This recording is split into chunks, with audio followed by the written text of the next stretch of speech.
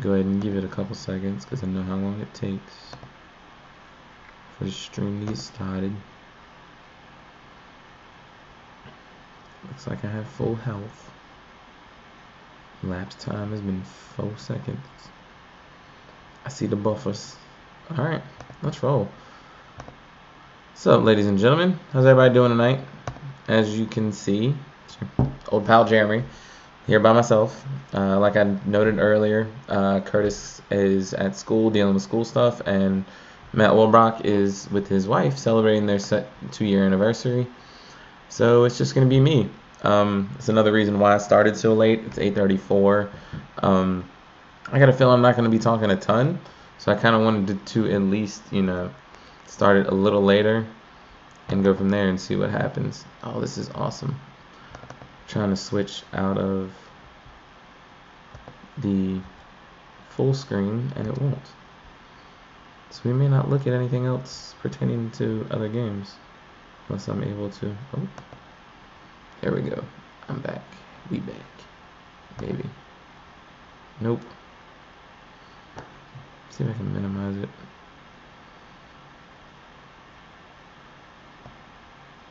Oh shit, I'm bad at this. Yeah, this may go for hell. I'm sorry. We'll see what happens. Yeah, as we were. I don't know. God, I'm butchering today's podcast. Sorry, kids. I'm gonna get this. Give me a second. Over the weekend, we had the Mid-Atlantic Tournament. For everyone that participated, there was a charity side and there was a competitive side. My smart behind did not get the competitive side locked down. I'm actually looking on my phone right now to see if I'm able to pull up who won the charity side, because as of right now, on the Kickball website, it only shows the competitive side. And I think that's only because I was on the competitive side. I don't know if that's a little different, but I guess we can talk about the competitive side. 5-year plan of Curtis Fabian, Jamie Lacrosse, and friends. It's a super stacked squad. For those of you who did not see the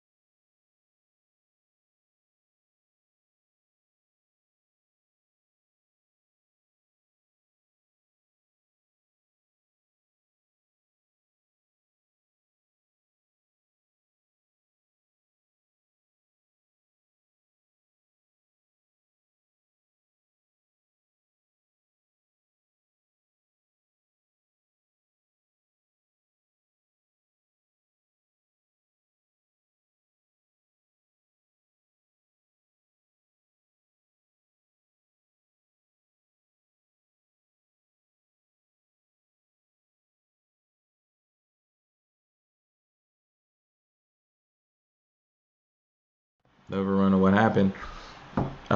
Without sitting here and give you scores and everything, I mean, it was a great tournament.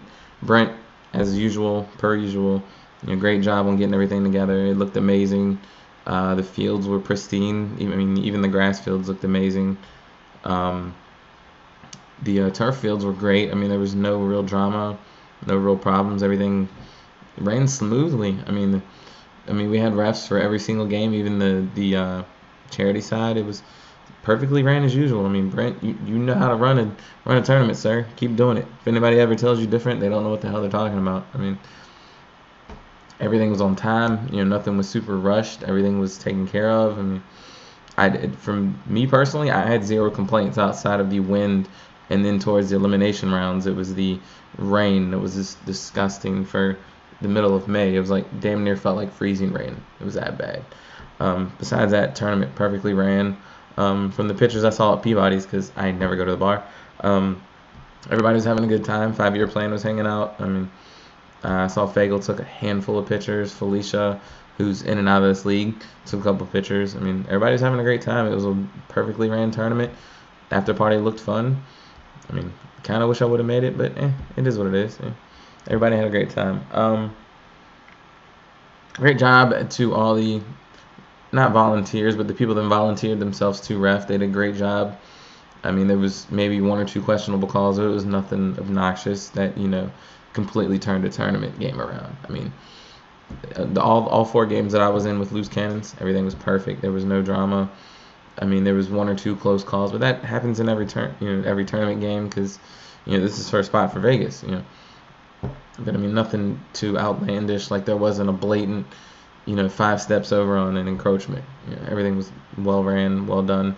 Maxwell had reffed a couple games. I think there was a guy from Richmond that had reffed over at the far fields, the grass fields. We didn't play on those, so I don't know who was reffing over there. But they actually streamed the tournament for the people that weren't at the tournament and saw online. You know, the tournament was streamed not just by players, but they actually had a camera crew out there. They were actually really cool. It was commentated. I enjoyed it. I mean, like I said, great tournament. You know, there was no problems. On that, I guess we'll go ahead and hop into last week's games. Foul balls and PBJT. Score was 10-5.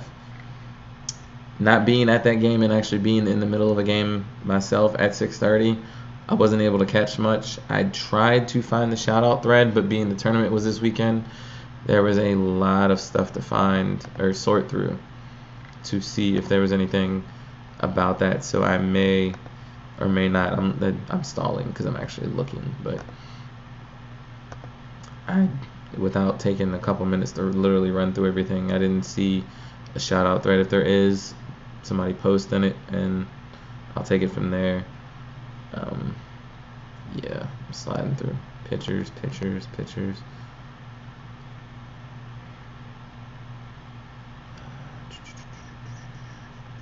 Yeah, I'm not gonna be able to find it. It's gonna be forever and it's loading, so we'll hop back into games. PBJ, like I said, PBJT won 10-5. The spread was 2.5. You guys covered. Great job. Keep it up. Normally PBJT is kind of iffy on covering. I think that's why me and Curtis were split on that. They covered. Second game, 6:30. Fireballs, 6-4 over Alcoholics.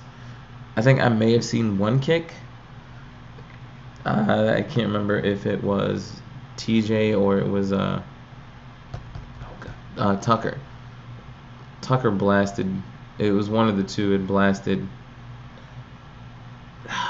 Damn it! I'm sorry with the sound, guys. I'm still working on that. Give me time with it. I apologize. I just saw your notification. My bad. Oh, good lord! Shouldn't have clicked on the stream. All right, cool. What was I gonna say? Tucker had a shot, I think, to their left field, and I saw at least 2 to 3 runs score, so that may have been the difference. With the over/under only being 1.5, Fireballs did end up covering. I mean, that was pretty good from them. TJ knows how to run a team. It's just it happens when it comes to tournament time. Something happens. It is what it is. Third 6:30 game was Plan B and Hot Dogs and Tacos. Obviously, playing in this game, I saw what happened. Plan B came out. I mean, they pitched well. They played a great game. Loaded the bases, I think, once. And Alan Walker brought in 2. And then I think there was another play that, knocked in, I think, a run or 2. After the first or second inning, where they put up 4, it was pretty much decent from then out. I mean, I think it may have been Kyle Lewis. I can't remember if he scored as well, but it stayed close after that. I mean, it was either 3 up, 3 down, 4 up, 3 down. I mean, it was contested, but I mean, I'll say, and I mean, this is stating the obvious here, but going from B League to A League, it's not something to slouch upon. I mean, it's a change of pace. Like you guys sit here and can say, yeah, we can go up to A League and compete with teams. It's not as easy as you think. Like, the speed of the B League teams, pitches are different, the players are different. It's a huge change of pace. I've learned a lot in these first 3 games, and I see a continuing of learning stuff, because it's not the simple stuff. You've got guys taking bases that you wouldn't expect. You've got girls kicking away you were expecting to. I mean, complete change of pace. But moving on. Game of the week last week: Bad News Beers and PBJT. 7-zip. I don't think that was a game of the week. Sorry about that. Again, didn't see a highlight reel or who did what on the shout out thread. I feel horrible not talking about it, but I can't talk about what I didn't see. 7:30, second game. Foul balls against corn dogs and soft tacos. Again, being the captain of a team, I was obviously there for it. Mike Reagan's a damn good captain. He's learning his stuff. It's taken him a little while. I mean, he's going, and this is the pot calling the kettle black. Him still working with lineups and getting everything together, and learning positions for people and where to go. It takes a little bit of time. You can't just walk out and be like, okay, yeah, go here, and here. No, there were moments where Reagan was struggling trying to get stuff together. Completely understandable. I've been there. It's a close game. She's not growling at me, I hope. Yep. I guess Sherry's dog saw that game, so let her comment on what happened. It was a fun game. It was 7-6. It was literally foul balls putting up 1 or 2 runs, corn dogs putting up a run. I mean, it was back and forth. I mean, the game was tight the whole way, and I mean, it was 1 or 2 plays away from being, a tie game or switching either way. And those 1 or 2 plays worked in foul ball's favor, and they ended up coming out with the win. Only played 4 innings. I'm completely content with that, but it is what it is. We're still learning. They're still learning. Take it as a loss, mentally. No anger, no drama. Everything's cool. Great job by Ottman trying to push things through. Was what it was. Second 7:30 game, cardiac arrest against Rumspringa. The spread was 2.5. Score was 9-1. I was leaving my game and also captaining, so I didn't really get to check out most of it. I feel horrible sitting here talking about games I didn't get to see. Curtis not being here to kind of give me a second eye. It is what it is. I'm sorry. These podcasts will get better. You guys have seen it last season, and the 1 or 2 times this season with people.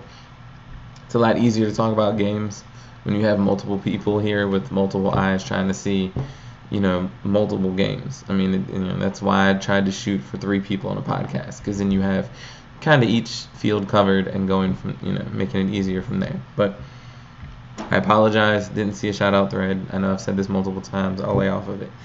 9-1. Curtis went with Rumspringa. Guess that backfired. Works for me. 8:30 game. One of the 2. Garage Party versus Baby Got Bunts. Garage Party was a 3.5-point favorite. 1-5-1. Covered the spread. Awesomely done. I was actually reffing an 8:30 game, so I wasn't able to check this game out as well. Feel horrible. Blah, blah, blah. Yada, yada, yada. The story. Moving on. Last 8:30 game. JFK versus forcing third base. JFK was a 3.5-point favorite. The game was 10-1 JFK. Reffing this game, saw a lot of stuff.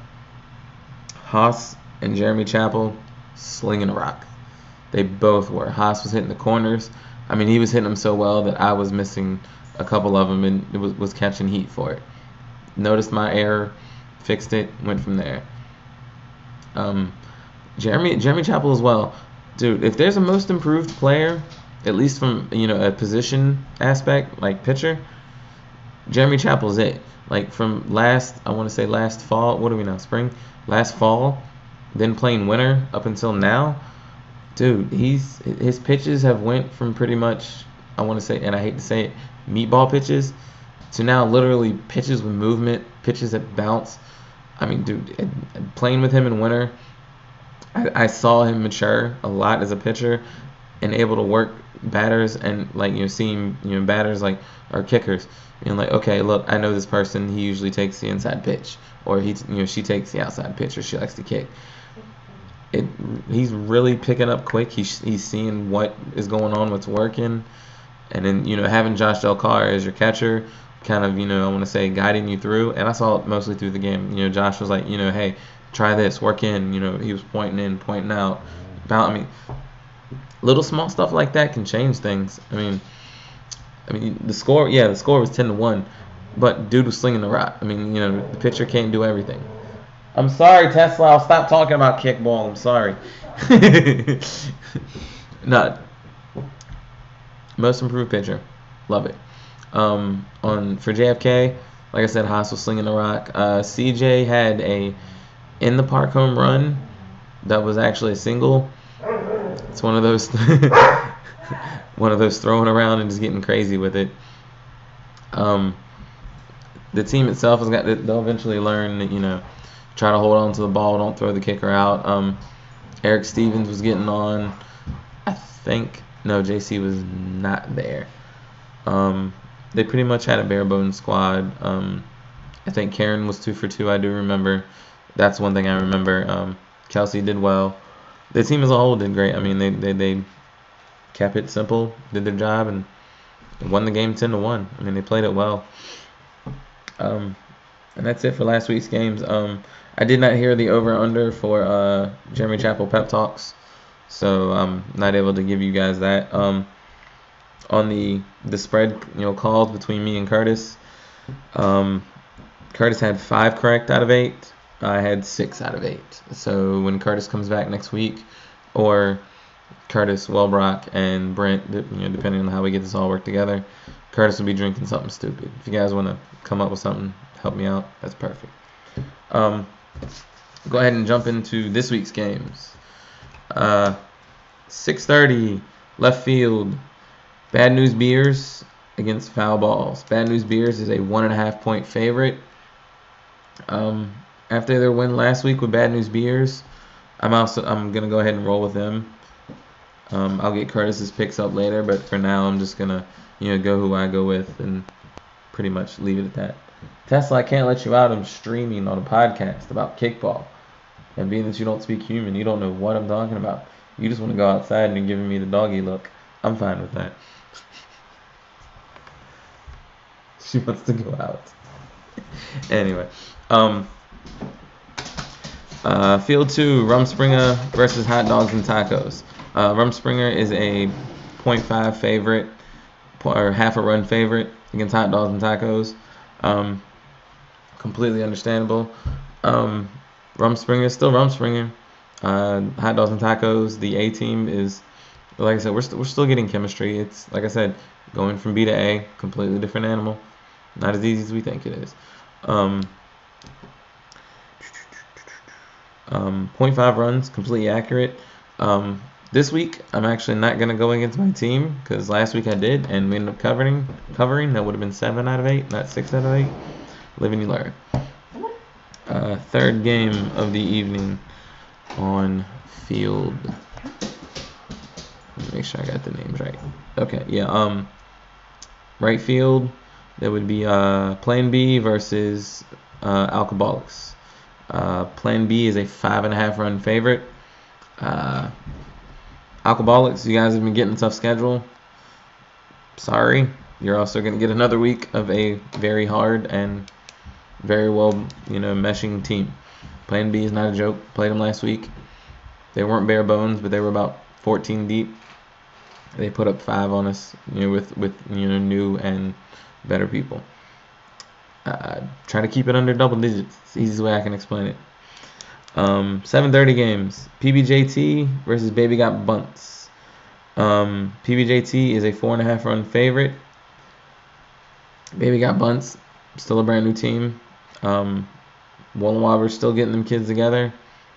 This week ain't the week to do it. Brent and Christina, per usual, know how to run a squad, know how to put up runs, just hate blowing people out. Completely understand it. Played for him. I know how it is. 4.5 runs is close. I trust Brent and I trust Peanut Butter Jelly Time to put up runs. I don't think it'll be a blowout. I could see like a 7-2, 8-2 game. So yeah, I'll go ahead and take the spread on that one. Second 7:30 game, Cardiac Arrest versus Hot Dogs and Tacos. This is Hot Dogs and Tacos' second game. Hopefully after beating Rumspringa. Cardiac, we played them in week 1 or maybe in week 1. Or no, week 2. It was week 2. I think it was a 5-1 game. The game wasn't. I mean, just like the Plan B game last week. After the first or second inning, we pretty much locked down. I hope we can just get our chemistry together and get the innings after that. Or maybe if I'm on time for the first game, I'll be on time for the second game, and everything will be well taken care of. 2.5 runs is pretty close, but Cardiac Arrest is a very mature team. They've been around for a while. They have the chemistry, and for the spread wise, I'm actually going to go with Cardiac Arrest. I mean, I would love to see us upset.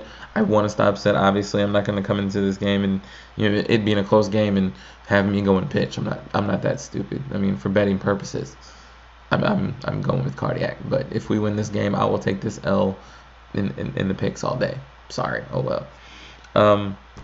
Third game of the evening at 7:30. Forcing third base versus Garage Party. Garage Party is a 0.5 run favorite. DP and them boys. I don't know. With the way Jeremy pitched last week, I mean, this is literally going to be a 50-50 game. Like, there's no... I mean, I understand the spread is short, but it's not as easy as it looks. I want to take the upset here. I just don't... I need forcing third to get one big kicker. I know Josh can get on, but after Josh, I mean, Cam's good, Christie's good, but I mean, you gotta have people to hit him in. I'm gonna roll with Garage Party just for that specific reason. On to the 8:30 games. Cardiac Arrest and JFK. Cardiac Arrest is a 0.5 run favorite. I'm personally labeling this the game of the week. JFK, after last week's, tearing down and forcing third, will be playing Cardiac Arrest, who will be in their second game after playing against Hot Dogs and Tacos. Hopefully pissed off being that they lost to Hot Dogs and Tacos, or hyped up from a win, beating Hot Dogs and Tacos. 0.5 runs is accurate. Like, I mean, this is dead on. I mean, they're both solid, really good squads. Freed knows how to run a team. Solid this weekend. Cardiac Arrest. Phil knows how to run a team. Also solid this weekend. They're both my captains. Damn. I'm gonna roll with Phil. I like Cardiac Arrest here. Depending on who they have pitching, if it's Shaw, good luck JFK. I understand you guys got Eric Stevens. Depending on what week it is, Fitz, JC, Haas. You got a squad. I've seen Shaw pitch. I saw him week 2. It's not a slouch. I mean, he's a circuit pitcher for a reason, because he's fucking good. I'm gonna roll with Cardiac here. Last game of the evening, we got, I think that's Fireballs against Corn Dogs and Soft Tacos. Fireballs is a 4.5 run favorite. After beating them by 1 with Hot Dogs and Tacos in week 1, I see what they have. TJ can still sling the rock. Sling the rock. You got Tinsley catching. You've got Tucker playing first or center field. I mean, I know this is my team, and again, for betting purposes, I'm gonna roll with fireballs. I mean, again, I'm gonna bring corn dogs and soft tacos in there with the mindset of, hey, yeah, we're predicted to be the underdog. I picked us to lose, but I'm still gonna have us come out here and play our asses off. Like we thought we were close enough to win the game last week. Let's see what we can do against better competition. We'll find out. Also, roll with him on that.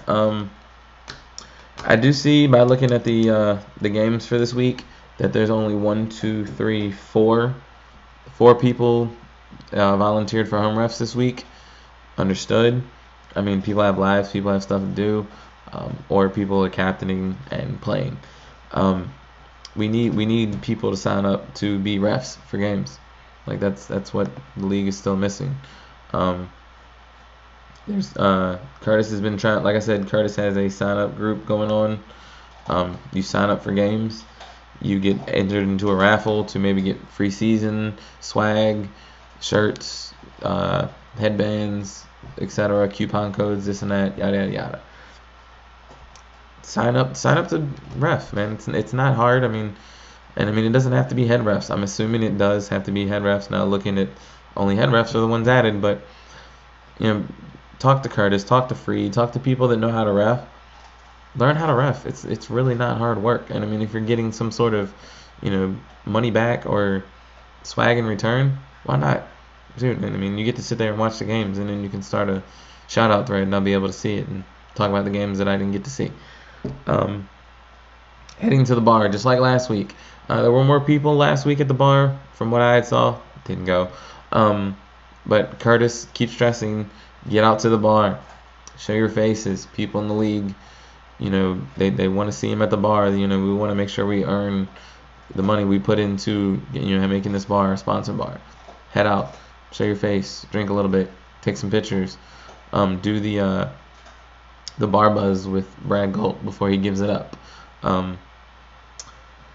And then lastly, or actually, I completely forgot to check the podcast Twitter page. So let me switch the picture back over to desktop.